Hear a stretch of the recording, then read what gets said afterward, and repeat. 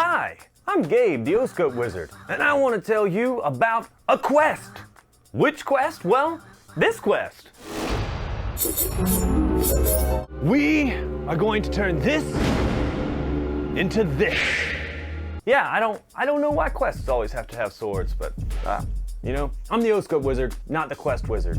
We just completed the quest to build a DIY Sonos-Style Raspberry Pi based amplifier. That is quite a mouthful. Honestly, we probably should have used a shorter quest title. So a few months ago, I purchased a Sonos amp off of eBay thinking that I could fix it. Well, turns out I couldn't, but it gave me the idea, why don't I make my own? The quest began with 3 goals: play audio from Spotify, play audio from airplay, and play Bluetooth audio from a device. I needed to figure out a way to get all of those audio sources out to a speaker. In steps Mood Audio, which is an operating system for the Raspberry Pi. Mood Audio is able to look like a Spotify receiver, it is able to act as an AirPlay receiver, and it is also able to act as a Bluetooth receiver. So it fits the bill for operating systems. I just need to get that audio from my Raspberry Pi out to my speakers and into my ear holes. With a little bit of searching, I found tons of Class D style amplifier boards on eBay. So I bit the bullet and bought one. I chose a TPA 3116 D2 amplifier board, and it set me back $8.55. Now that I had the amplifier, I needed to get something to send audio into it. The audio out from the Raspberry Pi is famously bad. So I decided I better add my own digital to analog converter chip. A little bit more searching on eBay, and I found a PCM 5102 digital to analog converter chip. And that set me back $3.91. The PCM 5102 has 32 bits of potentially crystal clear audio. Now the question, can I get audio out of this chip into my amplifier and make it sound good going into my ear holes? Here's how the quest broke down. We started with a 12-volt power supply, thinking that was going to power our entire system. One question, will we ever get 100+ watts of output power? Using this guy right here, we realized that I am using 8 ohm speakers. So that means we'll only ever get, at best, 30 watts per channel, so that is 60 watts. That has to be at 24 volts. I had this guy, a generic 12-volt, 30-amp power supply made in China. If we remember the data sheet for my amplifier, I needed 24 volts. Ultimately, I'm going to need a little bit more voltage, and that led me down the path of this power supply, 24 volts, 12.5 amps. After a real quick look at the TPA datasheet, we realized to get the most power out of this chip, we needed to supply 24 volts. So back to eBay to purchase a 24-volt power supply. We found one for $25.74, so we snatched it up to put into our system. 24 volts is great for the amplifier board, but less great for a Raspberry Pi, my digital to analog converter chip, any sort of relays, all of my potentiometers, those would be fried. So I need to figure out how to get from 24 volts down to 5 volts for some of my components and down to 3.3 volts for the rest of my components. That's where the DC to DC converters come into play. We tried many DC to DC converters. Initially, I thought I could use one DC to DC converter to go from 24 volts down to 5 volts and use the 5-volt rail to power the Raspberry Pi. The Raspberry Pi has a 5-volt rail and a 3.3-volt rail on the GPIO. I thought that I would be able to use the 5-volt rail from the GPIO and the 3.3-volt rail from the GPIO to power the rest of the components in my design. It turns out, when you hook other stuff up to the Raspberry Pi, especially my digital to analog converter, it adds what I can only describe as the hiss of angry cicadas. Got a little bit of a problem with noise getting onto the speakers. Okay, speakers are connected. Let's power it back up. Turn it on.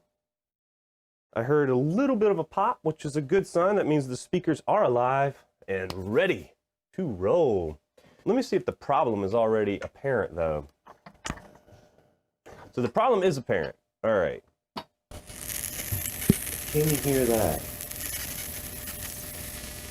It's like a buzzy, a noise that an electric cicada would make. So imagine a cicada got electrified in some kind of weird dystopian future, and now it buzzes like that. I've checked out some other Pi Hat amplifiers, and the Pi Hat amplifiers use a separate power input and feed the Raspberry Pi from the amplifier board. That made me realize I probably would not be able to use my Raspberry Pi to power my digital analog converter chip because of the hiss that it adds. And hiss is not good to listen to, generally. So that means I don't need one DC to DC converter, but I need 3 DC to DC converters. One to power my Raspberry Pi, one to power my digital to analog converter chip, and one to power the other 5-volt components in my system. That way, everything receives their own power supply, and I can control the noise that's being spread across the power distribution network. Thumbs up! I used the MP1584 for the Raspberry Pi, which is a teeny tiny little DC to DC converter, and it only cost $1.59. For the other 5-volt components in my setup, I used the XL4015. It's a little bit bigger, but it provides a very clean 5-volt rail. This powers the relay, the rotary encoder, and the NeoPixel LED light ring. The XL4015 costs $3.25. The PCM5102 digital to analog converter is powered by an LM317 linear DC to DC regulator, which provides super clean 3.3 volt power. And it only costs $1.40. Once I had everything powered up, it was time to figure out how to get sound from my Raspberry Pi into my ear holes. That proved to be pretty straightforward. I only had to connect the I2S lines on my Raspberry Pi out to my PCM5102 digital to analog converter chip. And the converter chip does a great job of converting those digital signals into crisp, clear analog audio.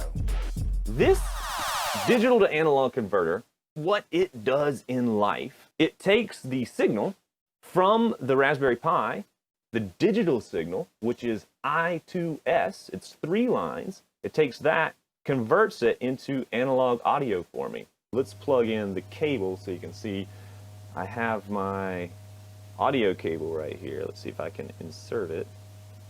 That is a loud tone. That's good. That is good. That means my DAC is actually working.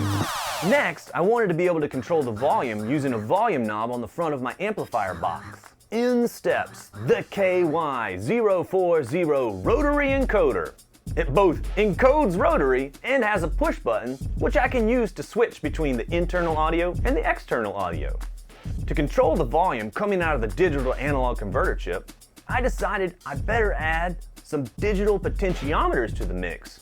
The rotary encoder could be used to send commands to my digital potentiometers. Now the next step in our Odyssey is to add some volume control to the front of our amplifier, some kind of a knob that can be turned, because what kind of amplifier is it without a knob? You gotta have a knob, you gotta have a button, probably a light. I have in front of me on the desk I have a potentiometer. That's it. It's a knob. It's a knob. I also have a rotary encoder. Also a knob. This guy, though, can turn and turn and turn and turn and turn and turn and turn. No limits. No limits. Here is the rotary encoder up close, and you can see it's got a lot of pins off the edge of it. So it's got 1, 2, 3, 4, 5 pins. The rotary encoder has, let's see, it's got power and ground. You can see plus and ground.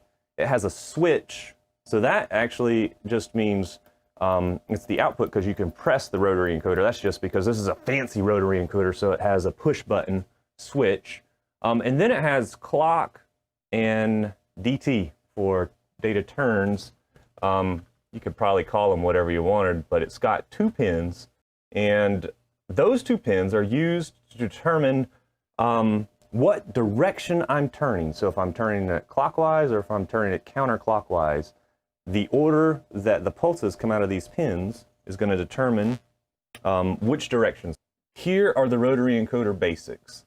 It is going to output some pulses, and the order that those pulses are output is going to determine the direction that I am spinning the knob.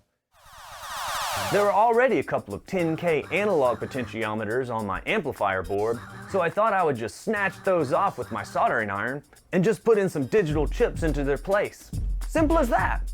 Turned out a little bit more complicated than I thought. I started out by buying the first dual channel digital potentiometer that popped up in my Google search. I mean, isn't that the way?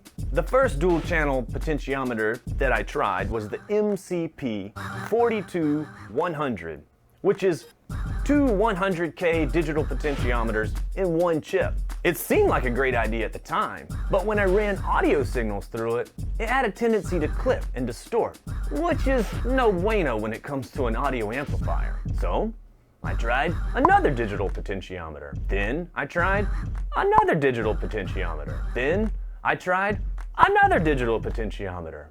After much searching for the right digital potentiometer, I ended up choosing the DS1841, which is actually a single channel digital potentiometer, so I had to use 2 chips. The 2 potentiometers cost $7.95 each, so they were kind of a spendy bunch. After some listening tests, this potentiometer just sounds the best. I know it's not entirely quantitative, but my ears tell me it's the right choice. So that's what's in the amplifier. The downside of using this potentiometer is that it can never be turned completely off. So when the volume's at 0, there is some sound getting through. But with some clever Python coding, I was able to overcome this. When the Raspberry Pi detects that 0 volume has been reached by the rotary encoder, then the amplifier board is just muted with the mute pin. I think it's a pretty elegant solution to get around that design flaw, but you know, I'm an engineer. And I did do it myself, so that's probably why I think it's elegant. Yeah, probably that. The rotary encoder sends commands to the Raspberry Pi to tell the Raspberry Pi whether it is spinning clockwise or counterclockwise. The Raspberry Pi then translates those commands out to the digital potentiometers to tell the digital potentiometers whether to increase their resistance or decrease their resistance. And that's going to increase the volume or decrease the volume. One of the suggestions during the quest was to add some LEDs. And who doesn't want LEDs in their audio amplifier? For the LEDs, I chose a NeoPixel LED ring, which I'd never even heard of before this quest. But it turns out it's very easy to connect to a Raspberry Pi. You just connect one data line from the Raspberry Pi to the NeoPixel ring, and then there's a whole Python library that just makes it super easy to send commands out to it. This little thing right here is a ring of LEDs. It is a WS2812B LED ring. If you Google WS2812B, you will find all sorts of different LED configurations, but these are the WS2812 LEDs. Inside of this module, it's actually a module, and inside of the module are 3 LEDs, and you can control them with some digital logic. And I'm going to attempt to control this LED to make it do things. I would like it to light up at the very least, and as I turn the volume, I want the lights to illuminate to indicate how high the volume level is. I also thought I could do other cool things like change the color of the LED based on the input that I'm using. So maybe Bluetooth is blue, maybe Spotify is green because Spotify's colors seem to be green. Maybe AirPlay is, I don't know what color AirPlay is, maybe gray? I don't know. I have a couple of little wires over here on the side. So my black wire is ground, my red wire is voltage, And my blue wire is connected to my Raspberry Pi. So this is telling the program to write to pixel 0, so the first pixel, 0 to 11. And I need to write 255 to the R, and then 0 to the RGB, green, and then 0 to the blue. So it should light up the red LED to maximum brightness. When I run the code, does anything happen? Yes! You can see one of the LEDs is illuminated. Look, LED, this red LED. Let me turn off more lights. I use the NeoPixel light ring to tell the user how high the volume's set, and also to tell the user which audio source is playing sound out of the amplifier. We also wanted to have an external analog input, and that meant we needed to be able to switch from the internal audio from our digital analog chip to an external 3.5mm jack. That's going to require a relay, which is a really fancy digitally controlled switch. So we found an audio switchboard and a relay board. The audio switchboard cost $3.45, and the relay board cost $3.95. Now hopefully the Raspberry Pi can switch between the internal audio and the external audio. A big part of this design was the physical connections that I used in this audio amplifier. Back in college, I remember doing quite a bit of wire wrapping for my lab projects. And I thought that it would be a great way to easily connect these different components without having to solder everything, because honestly, my soldering skills, not great. Of course, as the design progressed, I got that opportunity to wire wrap the entire thing a few times. Hey, bonus.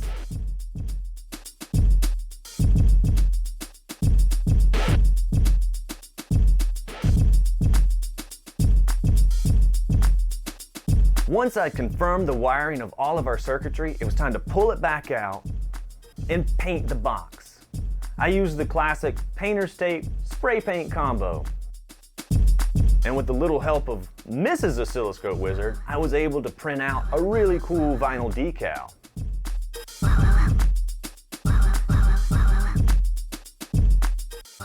Finally, I needed to seal the NeoPixel LED light ring behind some epoxy so it wouldn't fall out, and it would have that certain amount of With the painting behind us, I could put all the circuitry back inside of the box and get ready for the final touches. To make everything work properly, I wrote a really tiny Python driver. It handles switching between the internal audio and the external audio. It handles changing the LED light color to match the different audio sources that are playing. And it also solves the problem of the potentiometers never being able to turn the volume completely off.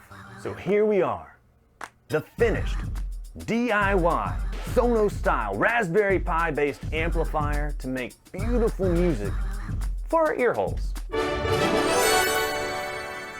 Woo, that's cool. Let's talk dollar bills, y'all. The 24-volt power supply costs $25. The TPA 3116D2 amplifier board, $8.55. The Raspberry Pi Model 3A Plus, $31.79.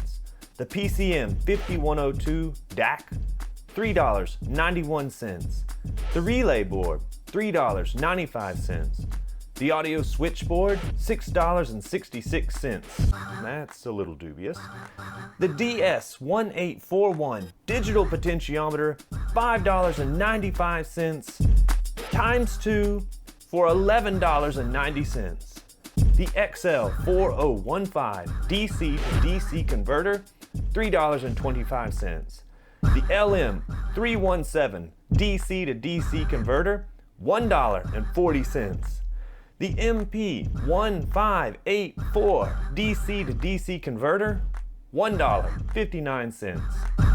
The WS2812B NeoPixel ring, $6.50.